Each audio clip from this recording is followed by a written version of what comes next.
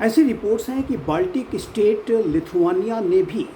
अब anti personal land mine treaty, जिसे कि ओटावा ट्रीटी के नाम से भी जाना जाता है, उससे अब बाहर आने की घोषणा कर दी है। इसके पहले एक दूसरे बाल्टिक स्टेट लाटविया भी इस ट्रीटी से बाहर आ गया था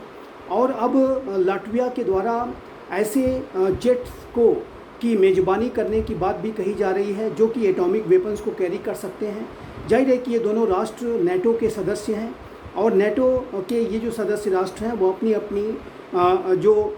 डिफेंस पोस्चर को, अपने पोजीशन ऑफ स्ट्रेंथ को सशक्त और मजबूत बनाने की दिशा में तेज़ गति से कार्य कर रहे हैं, क्योंकि इन राष्ट्रों के ऊपर रशिया का जो खतरा है वो लगातार बना हुआ है। रशिया के संदर्भ में इन राष्ट्रों की आशंकाएं ये हैं कि ये राष्ट्र भविष्य में कभी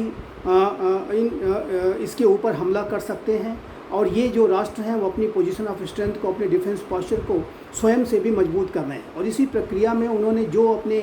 मिलिट्री प्रिपेयर्डनेस के संदर्भ में जो लिमिटेशंस लगा रखी थी उसको भी अब वो दूर करते जा रहे हैं। अनेक आर्म्स कंट्रोल की और एंटी वेपन जो ट्रीटीज़ थी उससे वो बाहर आ रहे हैं। Anti personal land mine treaty से अब इन दोनों राष्ट्रों ने जाहिर है कि अब बाहर आने का निर्णय कर लिया है और ये रशिया के आने वाले भविष्य में किसी भी खतरे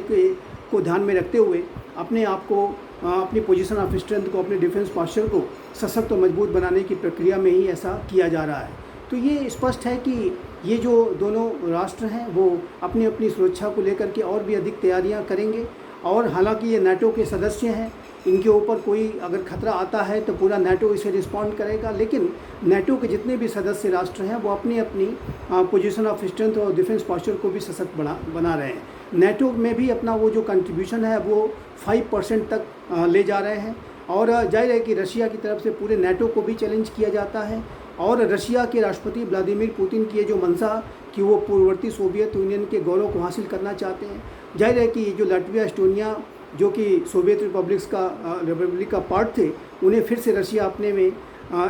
मिलाने की जो कोशिश है, जो महत्वाकांक्षाएं हैं वो ज़रूर रखता है और इस संदर्भ में वो रशिया के राष्ट्रपति व्लादिमीर पुतिन कुछ मनूवर्स ज़रूर ले सकते हैं और ऐसी अगर किसी स्थिति में ये जो दोनों राष्ट्र हैं अपने आप को सशक्त और मजबूत